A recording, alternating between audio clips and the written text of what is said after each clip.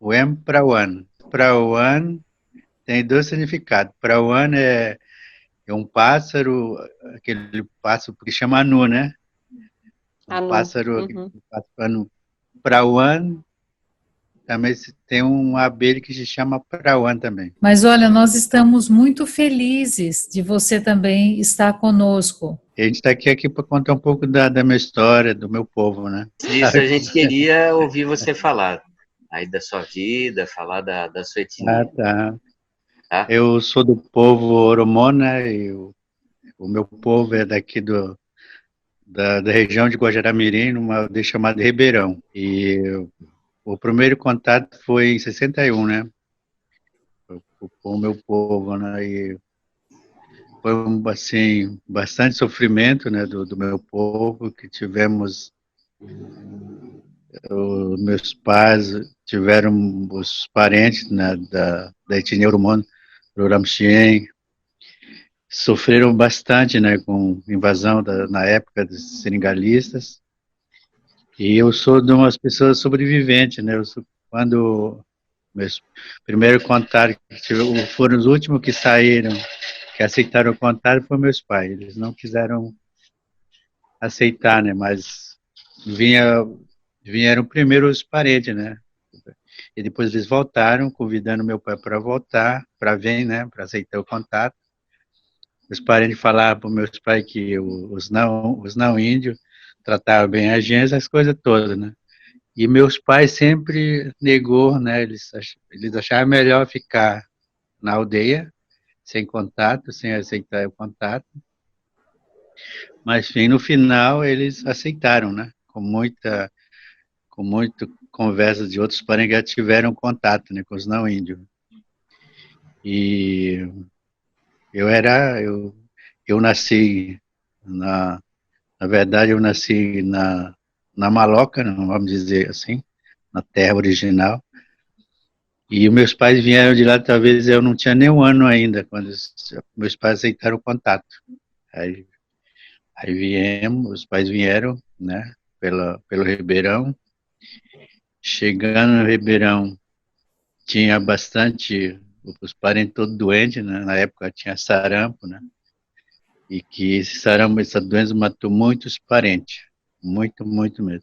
E com a ajuda do Dom Roberto, falecido Dom Roberto, que trabalhou com o meu povo, e o Bendorati, tiveram uma ideia, né, de levar esse povo, os meus pais, junto com os outros parentes, para Sagarana, para tratar os parentes lá uma aldeia chamada Sagarana.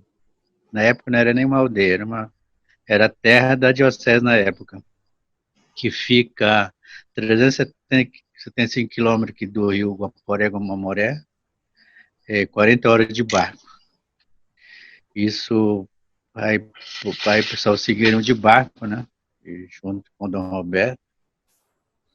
E de lá, depois de passou todo o tempo lá se tratando, e, e no final da história, muita gente voltou para cá, né? Para a terra do Ribeirão, né? Aqui. E muitos ficaram lá em Sagarana, caso dos meus pais. Eles não quiseram voltar para a terra daqui do Ribeirão, que é tradicional, né? E meus pais, com outras pessoas, ficaram lá em Sagarana. E que a gente vive até hoje. A minha vida, a juventude foi toda lá, em Sagarana. E hoje, a gente está até hoje lá, né? A gente tem feito um trabalho com os parentes. E lá hoje tem várias etnias, né? Junto, antes só tinha meu povo na época. E hoje tem Canoé, Macurape, Jabuti, Urumiti, né, que chama. Sei que tem uns 5, 6 etnias diferentes lá nessa terra, no Sagarana. E então, tivemos também bastante apoio da diocese, né, com o bispo de Guajará, que é falecido também, Dom Geraldo, junto com Dom Roberto. Eles tiveram muito sem apoio, né? Nós tivemos muito apoio deles, né? E se nós estamos hoje, nós devemos muito a eles, porque tempo do contato também tivemos muito massacre. Perdemos muitos parentes, né, na época dos seringaristas. E tivemos, como eu disse, nós tivemos bastante apoio desses missionários, né, que Dom Geraldo e Dom Roberto na época, porque se não fosse eles, a gente hoje não teria o meu povo, né? Que aqui na época era tempo de seringás, né? E o meu povo sofreu bastante, sofreu massacre, muita assassinato, muita matança do meu povo, né? E tem uma história assim que a gente não conta bastante, né? Mas às vezes a gente, ouvindo os mais velhos, né? Tem uma maloca daqui da região de Guaramirim, que mais ou menos eles calculam que tinha mais ou menos 70 pessoas, entre criança e adulto. E essa aldeia foi atacada à noite, quase que mataram todos os parentes, até as crianças foram mortas. E são histórias assim, muito fortes, né? Assim, que às vezes a gente não gosta muito de lembrar disso, né? Porque são umas histórias assim, eu acho muito pesado, né? E triste, né? Do que ocorreu com o povo Oromô do Uramxien. E hoje, graças a Deus, né? A gente não está 100%, mas está melhor do que no início, né? Porque nós tivemos muito perda, como eu disse no início do contato, os parentes com as doenças que a gente não conhecia, né? Que não tinha na nossa na nossa aldeia, e tinha as doenças que o nosso pajé curava, né? Não conhecia esse tipo de doença que tem na sociedade não indígena. Seria mais ou menos isso a história do povo, né? Hoje, a gente, os meus pais, hoje meu pai está com 80 anos mais ou menos, 83, 80, e eu fico contente que eu tenho até eles, né, até hoje no momento, né? Apesar da idade, mas e são, a gente sempre diz, né, que meus pais são um livro, uma história viva, né, e às vezes os meus filhos vão para ver, saber um pouco mais da história, eles sempre falam com meus pais, né, os meus filhos, né, e ele conta bastante assim, umas histórias alegres e tristes. São coisas que eles passaram na vida, né, e a gente não passou, mas quando eles falam dessas histórias tristes, a gente sente na pele, né? Porque nós não somos do povo, né? Dessa etnia, né? E seria um pouco isso, um pouco a história do meu povo, né? No início, o meu povo, não existia cacique, né? Cada um cuidava, fazia sua organização, né? Junto com o povo. E hoje, quando o meu povo chegou aqui, aí, hoje, os não índios, principalmente a FUNAI, eles falam, não, hoje vocês precisam do cacique. E lá tem povo que tem cacique desde o seu costume. E do meu povo não tinha cacique. Povo não, mas tem outros povos que tem cacique, tradicional. E o meu povo não. Quem organizava era o povo e convidou, todo mundo concordava, né? E depois que o povo chegou aqui na sociedade, não, e aí começamos a ter cacique, eleger os caciques, né? Então esse cacique é escolhido pela comunidade, ele para representar o povo, né? Hoje a gente tem caciques, né? Assim, tem o vice, tem o atual. Então é um pouco complicado, né? Porque e muitas vezes não é aquilo que a gente bem, às vezes não é aquele que só, às vezes eles fogem um pouco das organizações, vamos dizer assim, né? Mas a gente consegue fazer alguns trabalhos, procura animar, incentivar o povo a fazer a roça, né? A gente trabalha muito na roça aqui, né? A gente planta bastante banana, né? Milho, macaxeira, e hoje, no momento, tem alguns parentes nossos que criam um pouco de gado para sobreviver, né? E tem a colheita de castanha também, né? Castanha, que é muito procurada aqui na nossa região. Depois tem mais resto da produção que a gente produz, que é a farinha e a banana. E a gente trabalha bastante com roça. Só na minha aldeia tem umas 320 pessoas, entre adulto e criança, mas no total temos várias aldeias aqui do mesmo grupo, nós estamos 7.000, total de 7.000 pessoas. Aí, aí tirando, então, aí tem os parentes também que não é do meu povo, que são Canoé e outros Macuraba. Nós mesmos, o povo Oromone, nós somos 3.000, mas em todos misturados e somos em torno de 7.000 indígenas, toda a região de Guajará-Mirim. E aí fica, porque aqui na região somos, como eu disse, são várias etnias que moram. Tem Ricardo Franco, né, que mora aqui, São Povo, Macurape, Aruá, são vários grupos nessa área chamada Ricardo Franco. Já nós já tivemos pajé, né? Hoje nós, no meu povo, não temos mais pajé. Mas mas tem outros grupos, outras etnias, eles têm pajé, mas do meu grupo já não existe mais pajé. E,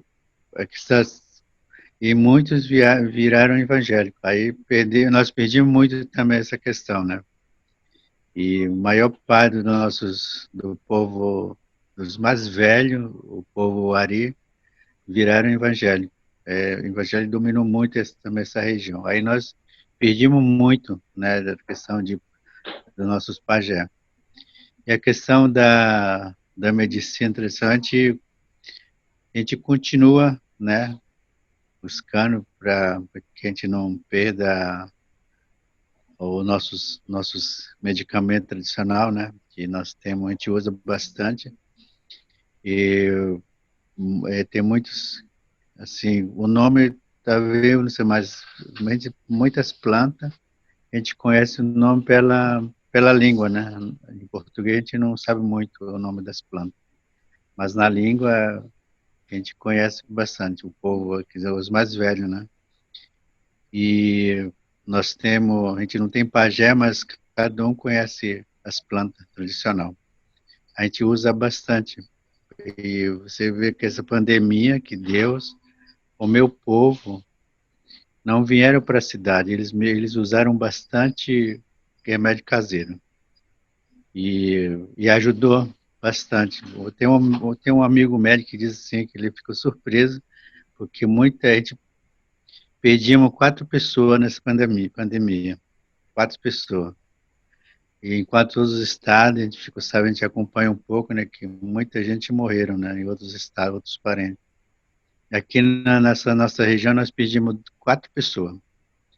E que esse médico amigo nosso, ele acredita que foi o remédio caseiro que ajudou. Porque eles usaram bastante remédio caseiro. E pouca gente veio para a cidade para se tratar, né? E a maior parte do povo se tratou na aldeia. Isso eu fico, assim, contente também de que realmente remédio caseiro ajuda, né? Então, não precisou vir para Guajará. E, então, mais ou menos é isso, né? Por isso que às vezes a gente está preocupado, né? Com desmatamento, com a queimada, porque dentro da natureza existe muitos remédios, né? É muito rico e às vezes a gente se preocupa, né, com essas queimadas que acontecem no Brasil afora, porque tem algumas aldeias também que queimaram, né, que pegou incêndio, né? Então a gente fica preocupado com manter isso para o futuro, né? Porque, como eu disse, dentro da floresta nós temos muita coisa, medicina, que a gente pode usar, né? A gente, claro, também tipo, a gente tem os médicos não, que conseguem também trabalhar com o povo, mas tem que também continuar com nossos remédios caseiros. Isso ajuda muito. Hoje nossas aldeias é formada em ilhas, né? E fica fazendo ao lado das aldeias, e muitas vezes o próprio fazendeiro queima o pasto. Então isso prejudica, né? Porque hoje, nossa, como eu disse, as aldeias é formada em ilha, estamos cercados de fazenda.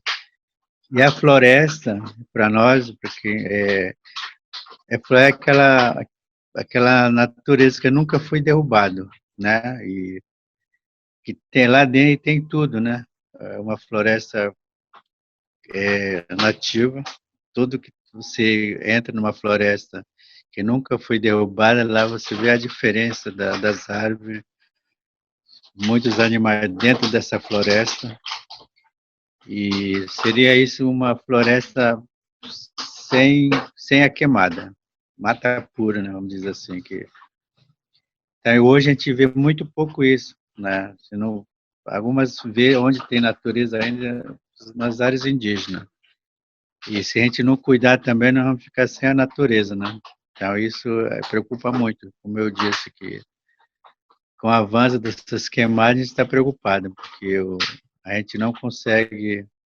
Tem algumas aldeias que pegaram fogo, e como eu disse no início, né, o clima está tão diferente dos anos atrás, e que a gente não consegue parar o fogo. Ela queima e vai embora, né? Então, isso preocupa bastante, né,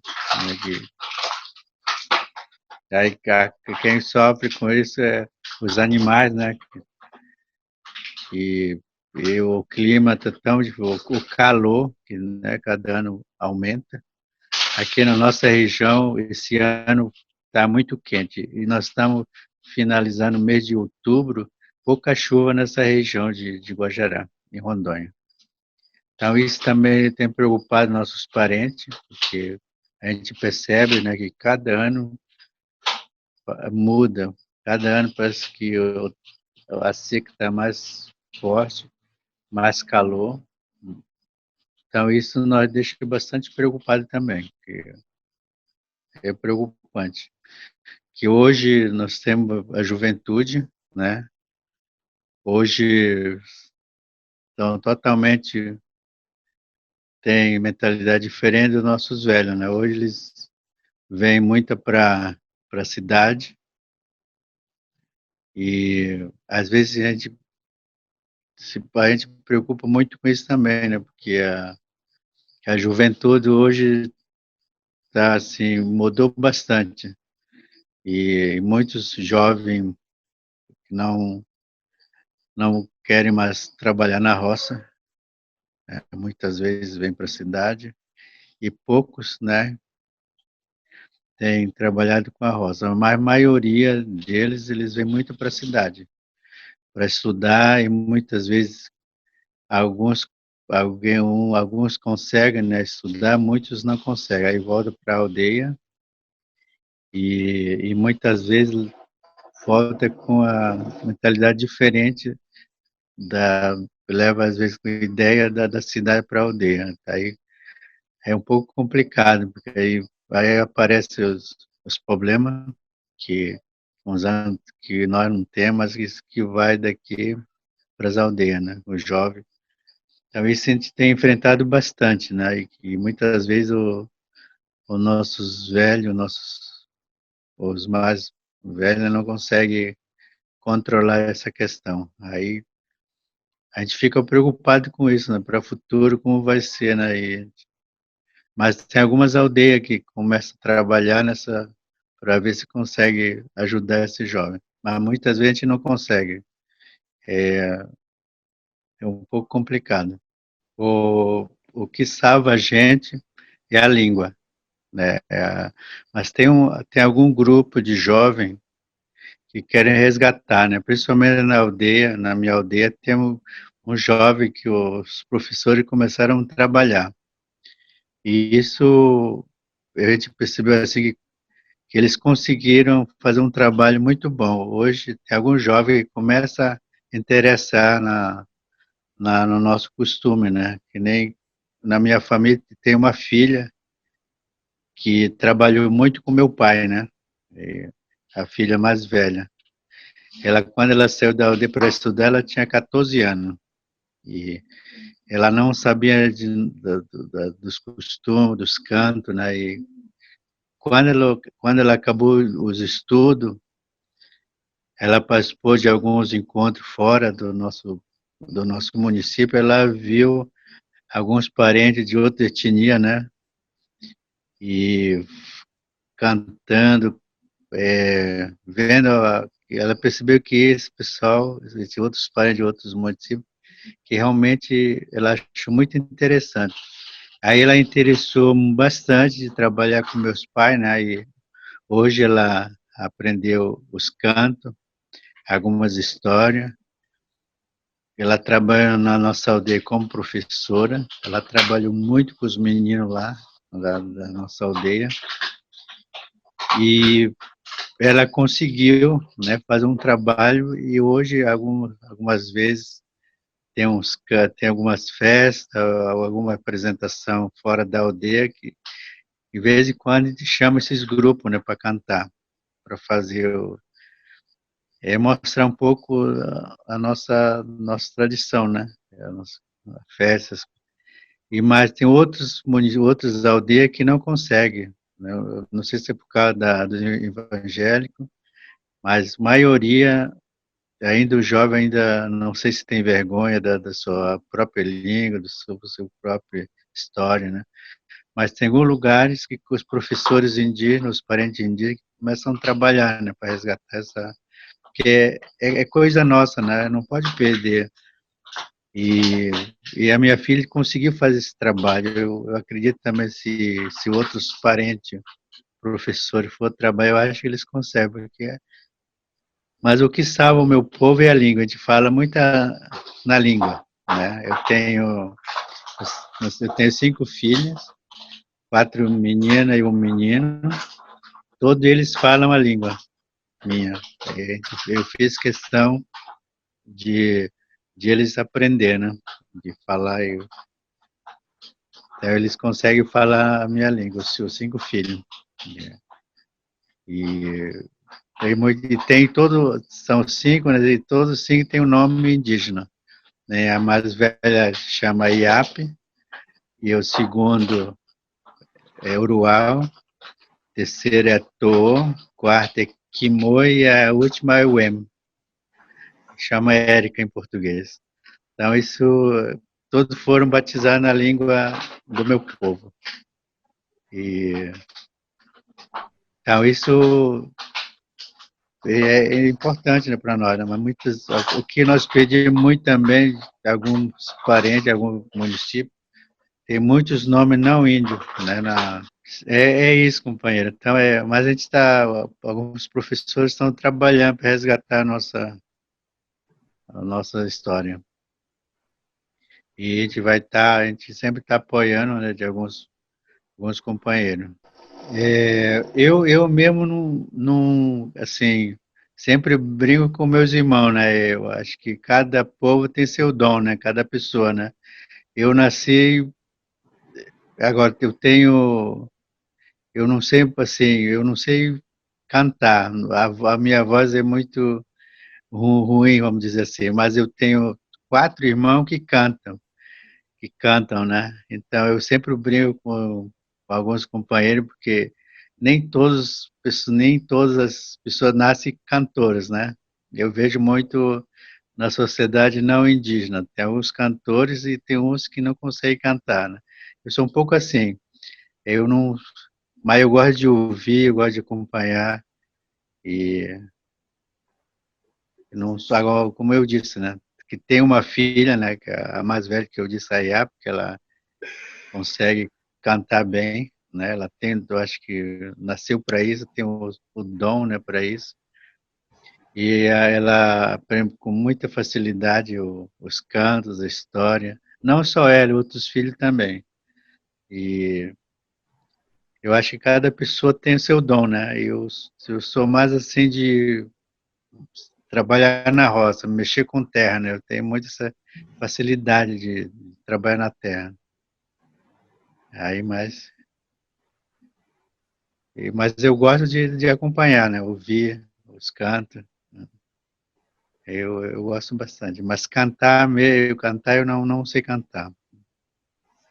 A voz não ajuda. Falando um pouco da minha infância, assim, eu sempre digo para os meus filhos que minha infância é uma infância muito feliz, né? E na época eu vivi na parte de partilha, né? E quando a gente fazia um pouco de tudo, eu ajudava os pais na roça, aí a gente tinha tempo, né, na época de estudar um pouco, depois a gente tinha tempo para pescar, tinha tempo para caçar com os pais, tinha tempo para ir na festa, né? E eu fui minha juventude, eu acredito que eu sempre digo para os filhos que a minha juventude foi uma juventude muito feliz. Não tinha os problemas, não se preocupava com a dívida, não se preocupava com questão financeira, tudo o que tinha era base de troca, né? Quem não tinha macaxê trocava com peixe, aquelas. Hoje, a vida atual hoje, eu acho que quando o dinheiro, tal de dinheiro entrou na vida dos povos indígenas, eu acredito que mudou bastante. E hoje, tudo que eu fiz na minha juventude, que o jovem de hoje não consegue fazer. Hoje eles vê muita questão financeira, né? Preocupado de ganhar dinheiro, preocupado de comprar coisas materiais, né? E que na minha época eu não me preocupava, o jovem da minha época, ninguém se preocupava com questão financeira. Eu acredito que, claro, não quero dizer que os jovens de hoje não são felizes, mas vendo a minha juventude, eu acho que eu fui uma pessoa feliz, sabe, porque não existia esse tal de dinheiro no meio de nós. Era tanto jovem e os nossos mais velhos vivia de troca, né? Vamos dizer assim. Quem tinha peixe trocava com a macaxeira, quem tinha quem tinha carne ou trocava com milho, ou banana, essas coisas assim. Hoje a gente não vê muito isso, eles vão muito na questão de dinheiro, comprar, vender para o parente, né? Isso aqui na nossa região existe muito. Isso me deixa preocupado como indígena, porque não é o nosso costume, né? Hoje, não sei se vai ser possível de trabalhar essa questão, porque está muito forte, né? Eu, uma das coisas que antes de chegar dinheiro na aldeia, eu vi uma cena muito bonita, que no nosso costume, quando se matava uma caça, e dividia com o povo, né? Eu assisti isso, eu era menino. E cada pedacinho de carne, um parente que caçou dava para as pessoas, né? Um pedaço de carne para todo mundo. Então isso a gente não existe mais. Então isso eu acho um pouco, acho não, é muito triste isso, né? Que nós próprios indígenas chegamos a esse ponto de ver questão financeira, né? Então, isso é preocupante porque nós perdimos muito também esse lado, né? Hoje o pessoal hoje ninguém dá mais, não faz mais a troca, sabe? Base de dinheiro, de compra, né? Então, para quem que nem a gente não, que viveu uns momentos bons vendo isso dá um pouco de tristeza, né? Então, temos que trabalhar bastante essa questão também, né, que é preocupante. Educação na escola na aldeia vem aquela questão, né, que os próprios professores muitas vezes não conseguem transmitir aquilo que era para transmitir para os nossos alunos. Aí, muitas vezes, os próprios professores têm aqui na minha região, principalmente na minha região, tem alguns pais que têm dificuldade, né, na questão da educação. E também, assim, a maior parte da reclamação dos pais, né, dos filhos, de alguns pais, reclama muito dos parentes que são professores, né, eles não conseguem, nem todos, alguns, né, que não conseguem transmitir aquilo que é para transmitir, né, educação, que realmente que eles possam realmente conhecer o mundo, os dois lados, né, o mundo não indígena e o mundo dos não indígenas. Então isso é um pouco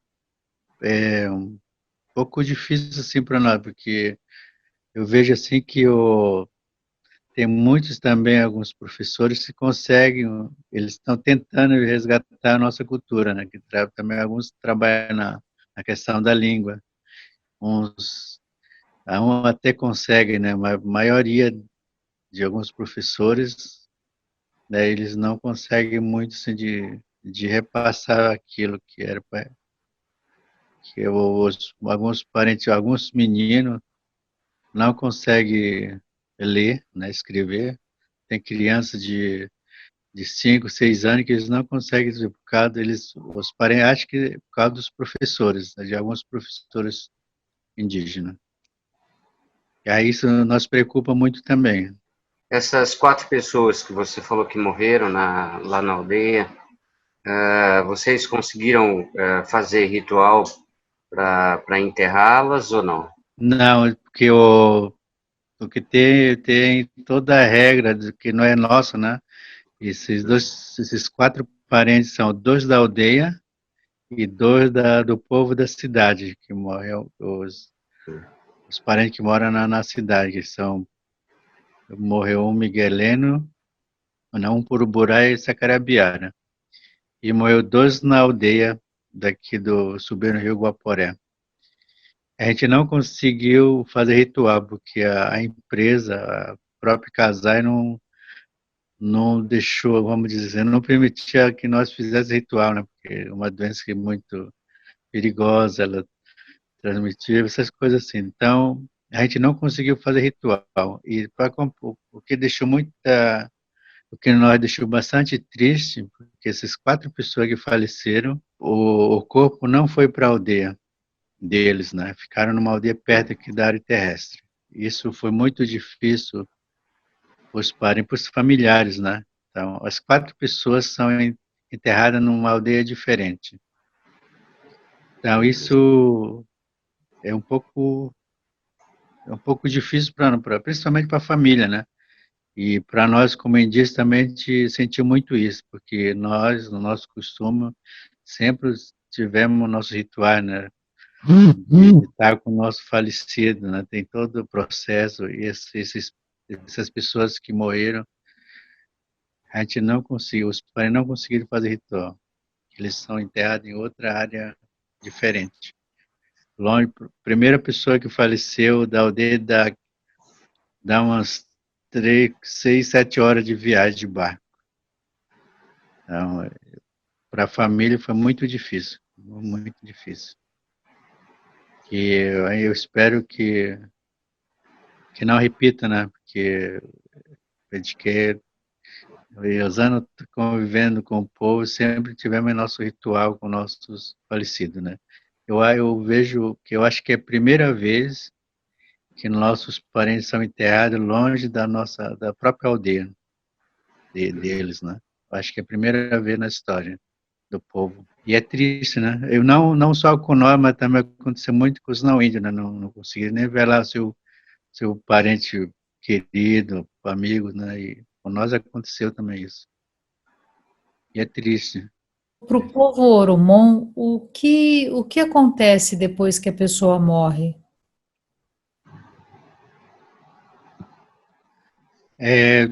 Como ele tem quando a gente perde um parente, eu participei de alguns, e também ouvindo o tio-avô, né? Os parentes mais velhos na época. E quando o parente falece, né? Tem todo o ritual, né? Depois enterra, e depois a família mais próxima corta o cabelo, né? Deixa bem, cabelo bem cortado. Depois de 2, 3 dias depois, a gente vai para o mato, né? Às vezes o parente, né? Tem a roça, né? Tem lugar de trabalho onde ele trabalhou, onde ele fez a casa, onde tirou a madeira. Então os parentes vão todos lá, né? A gente queima tudo. Limpa, a gente vai, limpa tudo, queima. Se tiver um pedaço de madeira que a pessoa cortou, a gente queima, limpa. A roça, se tiver milho, macaxeira, batata dentro da roça, a gente tira, arranca todo, né? Queima a casa da pessoa e queima tudo que pertencia a ele, né? Queima tudo. E os parentes mais próximos, eles ficam de luto 2, 3 anos de luto, sem participar da festa, sem nada, só ficar em casa. Em casa, assim, mas continua os trabalhos, né? Mas participar de algumas festas não vai. E quando é para tirar luto, a gente tem também uma, é um jeito de. Aí eles vão para. Eu também não participei, mas eu assisti, que um parente nosso faleceu. Os familiares deles ficaram mais ou menos 3 anos de luto. E para tirar esse luto, eles foram para o mato. Aí eles mataram, acho que na época, acho que foi um queixado, manto, não me lembro bem. E de lá do mato, eles fazem todo o ritual, começam a chorar como fosse chorando o parente. E quando chega na aldeia, aí tem os parentes juntos, né? Eles ficam, aí chora a volta do animal, né? Durante uns 10, 15 minutos. E depois que termina todo ritual, eles levantam tudo e começam a gritar, né? De alegria, alguma coisa assim, que voltaram, que acabou o luto, né? Aí, a partir desse momento, começa a participar das festas, né? Dos encontros, da comemoração, de outras coisas, né? Aí, isso eu assisti uma vez, eu fiquei. É muito interessante, assim, tem toda ritual, né? Isso é só sabe quem convive com isso, que também é nosso costume, né? Sabe? E esse momento, assim, é por isso que quando o companheiro perguntou da parente dos nossos pais que morreram, né? Por causa da pandemia, eles não tiveram ritual, os parentes, né? Então isso, como eu disse, foi difícil para os parentes, né? Porque nós temos todo o nosso ritual. A gente nunca deixou o nosso parente ficar longe dos parentes. Então é isso.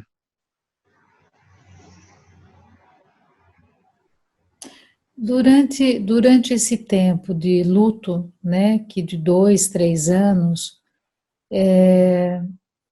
eu não sei se você consegue, né, me dizer isso, mas o que que acontece, né? A pessoa, ela não participa das festas, é, ela fica mais quieta, é isso?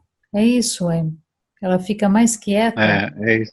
Ah, a respeito o falecido, né? Assim, enquanto tiver com meus pacientes, enquanto você tiver com aquela saudade, bem for lembrando do parente, porque tem um momento que a gente nunca esquece do parente falecido, né?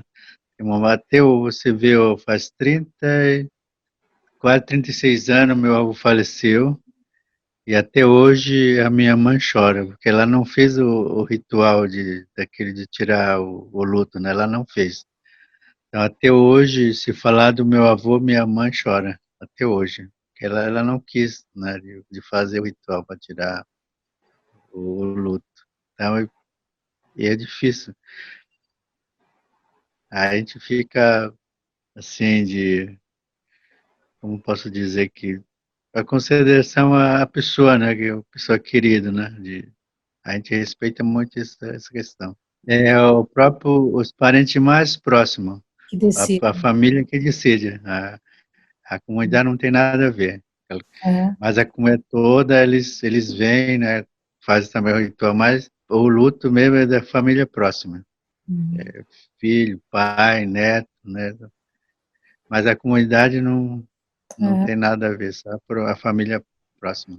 Estou te ouvindo, né? E é tão importante as coisas que você tá compartilhando conosco, quanto conhecimento, quanto a sabedoria de um povo que a gente não conhece, né? Do seu povo. Quanto tem de respeito, tempo de cada um, né? Cada um tem um tempo para lidar com a saudade daquela pessoa que foi, né? É muito importante ouvir para a gente, quem sabe, né? A gente também consegue mudar um pouco, né, a maneira como nós vivemos, né, e lidamos com algumas coisas, né? Nós sabemos que você é casado com uma pessoa de uma outra etnia. Como é que funcionam esses As casamentos entre as etnias? pessoas associam que pega o nome Canoé, Canoé Oromano. No início, assim, também até essa questão mudou muito também, né, uns anos para cá. Mas antes, no início, tinha que casar com o próprio povo, né? Mas com o tempo foi passando e hoje temos vários casamentos, outros povos, outros parentes. Mas no início não era fácil não, tinha que casar com o seu povo, né? O próprio povo. Uns tempos foi passando e o próprio povo, a própria comunidade foi aceitando, né? De ter uma pessoa casada com uma outra parente, com outro parente, né? Hoje existe bastante, assim, que são casados com outro povo, né? Aqui na nossa região de Guaramirim são vários, temos até Chavante, que é casado com umas meninas daqui. Chavante lá de Mato Grosso. Existe já grande mistura, né, de etnia diferentes. Mas no início, como eu disse, não foi fácil, né, principalmente para os mais velhos, né. Mas depois também tem que ter um pouco de mudança, eu acho, dos casamentos, né? A maior parte do meu povo oromone são os parentes, né? No nosso costume, a gente nunca casa com uma parente próxima. Vamos dizer assim, se eu casar com uma prima minha, para o nosso povo é proibido, é pecado de casar com uma prima, né? Tem que ser uma pessoa bem distante, é ser parente. O que você gostaria de falar para o não indígena? Que temos muitos amigos, hoje eu vejo assim que temos nossos aliados, temos aquelas pessoas que pensam que são contra a população indígena, anti-indígena, vamos dizer assim, né? Os nossos aliados tinham assim, um recado, né, de que essa aliança te multiplica para tentar salvar não só a população indígena, e salvar a natureza que corre risco de, né, como eu disse, essas invasão, né, de garimpo, de madeireira e tantas outras coisas que atingem nossas terras. Que os nossos aliados estejam junto com nós nessa caminhada. E para o antes indígena, eu gostaria de dizer que respeita o povo indígena, né, que nós somos ser humano igual a qualquer um, né, seja negro, seja branco, seja amarelo, somos todos ser humanos. Aqueles que essas pessoas que é contrário a nós, que pensam mais na não só pensar neles, mas também que pensam na população mais pobre, né? Não quilombola e quebrador de coco, que também essas pessoas têm uma história muito triste, igual nós, né? Então, que essas pessoas respeitem um pouco mais, né? Que pensem mais no seu próximo, que nossos aliados estejam junto com nós e para que a gente possa fazer uma coisa diferente. É isso. Às vezes eu fico nervoso porque são tantas coisas, né? Quando eu lembro das questões nossas, me dá um pouco não sei como dizer, né? Que tanto sofrimento do povo indígena, né? Então, mas também eu acredito que no meio dessas coisas ruins tem pessoas boas que nem vocês, que vocês estão tentando fazer um um trabalho diferente com nós, não só com nós, com outros povos da classe mais pobre, porque realmente esse povo precisa da nossa ajuda, né? Isso fico sem palavras dizer para vocês isso, né? Sem conhecer, eu me sinto em casa. Eu sei que nós estamos num tempo muito difícil, né? Um pouco Uhum. antes de você participar da nossa conversa, eu estava conversando com a Letícia e com a Beth, eu estava dizendo que a última vez que eu encontrei o Cisino, que é Uhum. caritiana, né? Que é a cacique caritiana, eu senti ele assim bastante Uhum. tenso, muito, muito tenso. E sempre quando a Uhum. gente pensa, quer dizer, no tempo presente, né, no que tanto a gente ouve a cada dia, todos os dias, falando na violência que acontece com os povos indígenas no Brasil, com o desrespeito que as pessoas têm, né, com a falta de conhecimento, com pouco caso, isso deixa o coração da gente bastante apertado. Eu sei que com você não deve estar sendo diferente. A gente ouve notícias muito, muito ruins a cada vez mais por essa região. Eu acho que foi mais ou menos há um ano atrás, uma professora de uma aldeia indígena aqui do estado, ela recebeu um prêmio internacional por conta do que ela fazia na sala de aula. Ela teve um reconhecimento fora do Brasil da qualidade do trabalho que ela fazia na escola da aldeia. E semanas depois ela foi assassinada. Isso para a gente que é branco já causa uma tristeza e um mal-estar. Eu fico imaginando para vocês como é tudo isso. Realmente, sim, como quando o Brasil foi invadido, né, nós, o povo indígena estava aqui, né, habitando o Brasil. O que o deixa bastante triste, como indígena, é a questão das invasões das terras, que hoje a gente percebe que 2 anos para cá aumentou muito a invasão das terras, a ameaça de morte, assassinato de lideranças. Eu tenho acompanhado a caminhada dos Guarani, né, e um povo muito sofrido.